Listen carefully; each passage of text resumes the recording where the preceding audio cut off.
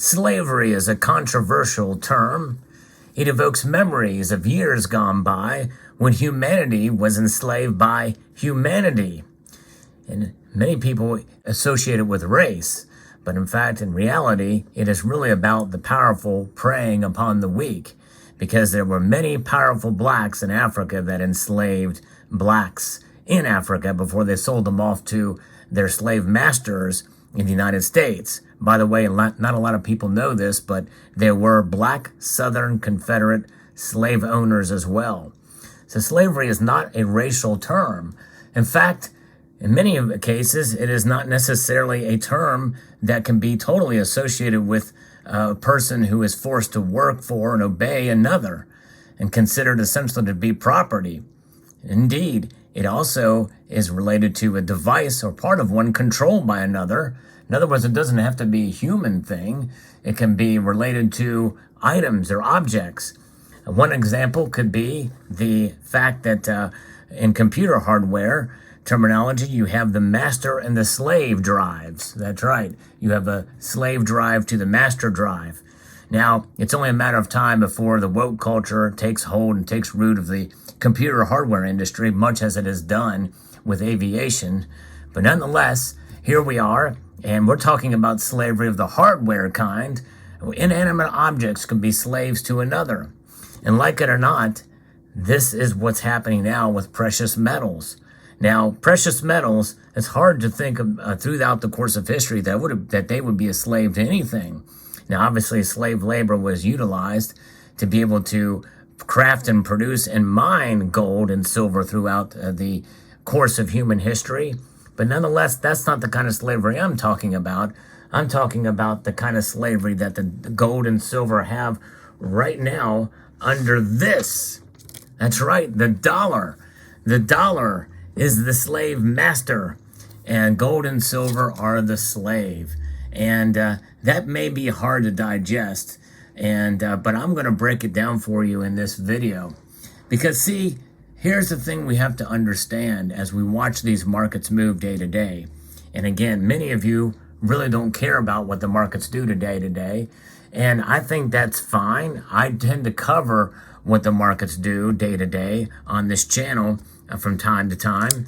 But it doesn't necessarily mean I live and breathe and die or even base my purchases necessarily off of what the markets do day to day.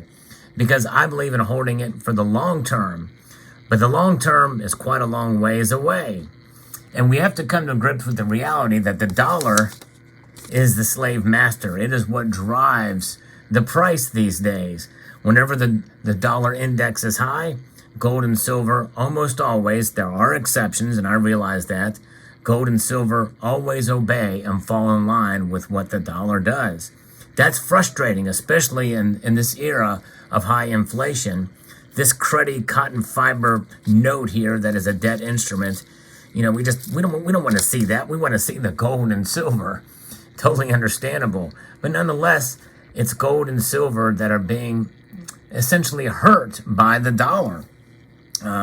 It's whipping it into shape here, into the price. Now, the thing is that is what the markets value it in terms of price, market value, and what we see as value of these precious metals are two extremely different things. We understand the value of precious metals. And by the way, just as the case, we understand the value of humanity. No matter what, whether they have been enslaved or not, every human is equal in the eyes of God. And by the way, every computer drive is just as important as the other, whether one is controlled by the other. All hardware is important. And we know that gold and silver in the end will win out.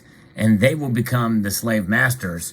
The thing is there won't be much to master over because the dollar will either be reset or be devalued as such that the price of gold and silver will far outshine what the markets say they are now.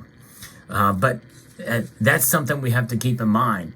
In the temporal space for which we live in these days, Even though the price of gold especially has risen fairly dramatically and performed quite well, it is still, in a sense, on day-to-day moves, dictated by what the dollar does in terms of its strength, the dollar index.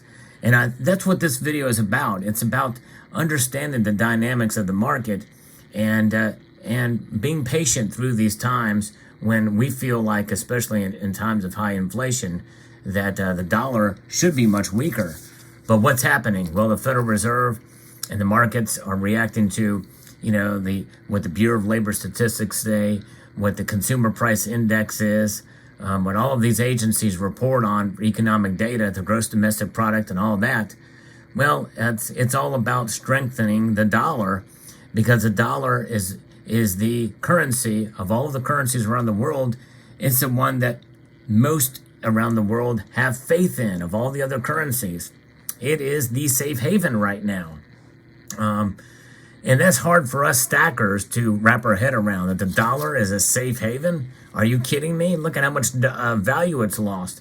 Look at how much it's lost value just in the past year, over 6.5%. How in the world is that a safe haven? Well, it's a safe haven only in as such in terms of its strength compared to other currencies. I liken it to a laundry basket full of dirty shirts. And you're going to pick through it and find the cleanest dirty shirt. That's the one you're going to wear to your to work or to a gathering, and hopefully people won't notice the cruddy perspiration stains underneath your arms or the toothpaste that's on the sleeve. By the way, I'm very guilty for getting toothpaste on my sleeve. I tend to be sloppy when I brush my teeth. Nonetheless, I'm a slave to my toothpaste. So there it is. Gold and silver are essentially beholden to what the dollar does. And this should make us feel better, because we know what's going to happen. There is a good ending to this story, just like there's a good ending to the idea of institutional slavery. I'm glad that ended. I think most of us are. We've progressed as a society, and in fact, a war was fought over it for the most part, and other nations around the world stopped it. And I think it's a wonderful thing, because the true value, and once we started to see the true value of all humanity, the world was a better place for it. Of course, now we're kind of moving backwards, and there's other kinds of slavery that are involved. But nonetheless, gold and silver, they will never move backwards. They will maintain themselves as a store of value, as a wealth preservation device. And sometimes, in order for us to see that, we must look beyond price.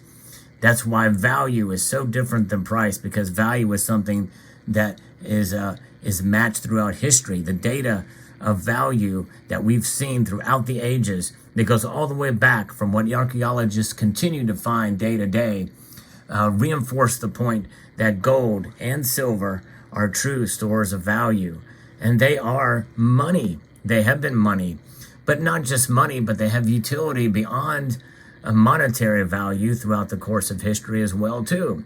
That's part of the fascinating and enjoyable thing about having things of beauty, such as gold and silver, that you see before your very eyes. And so gold and silver, though temporarily right now may seem to be slaves to the dollar, in time, that foothold and that grip is going to loosen up, and gold and silver shall become the master of money. And that is really what it's all about. Gold and silver are indeed fungible. They're stores of value. They provide a unit of account, and they are an amazing store of and beautiful pieces that you see before you here. And throughout history, you've seen multiple different variety of gold and silver objects of beauty. So this is really the reason why, when it's all said and done, this is why we stack. This is why we hold on to these metals, because we know that history tells us, no matter what politics, no matter what cultural ideologies or epochs, generations, kingdoms, empires, nation states, what have you, all systems of government, gold and silver outshine them all. It is the thing that kind of glues humanity together on this earth, as far as monetary systems and stores of value, it's gold and silver. There's been currencies that have been forgotten through the ages. There's been currencies that have been reset, that's been hyperinflated, such as this German Weimar Republic hyperinflationary note. There's other types of currencies that have come and gone and collapsed from nation states that no longer exist or have been transformed one way or another. All kinds of different kinds of currencies and monies that have changed hands and shifted and evolved. But you know what does not evolve? God's money. And God's money, in the end, is about freedom. Freedom from slavery. And if anything, that's the message that I want to send to you all here in this video. Freedom from slavery. Because right now, at this point in time, that slavery is, in a sense, a faux slavery. It's a false sense of having control and grips over these metals. But in reality, it's only on paper, right? It's only in the price that these are enslaved. So it's really the gold price, not the metals themselves, and that's kind of what I'm referring to in this example. But the metals themselves will outshine and outlast it all. So there you go. I hope you found this video insightful, educational, and informative. Let me know what your thoughts are in the comment section below. Something a little bit different, maybe a little bit controversial, but it's all about freedom. It's all about money. It's all about gold and silver as stores of value. I want to extend a multitude of gratitude to you all for taking the time to watch and to encourage you to please rate, share, comment, and subscribe.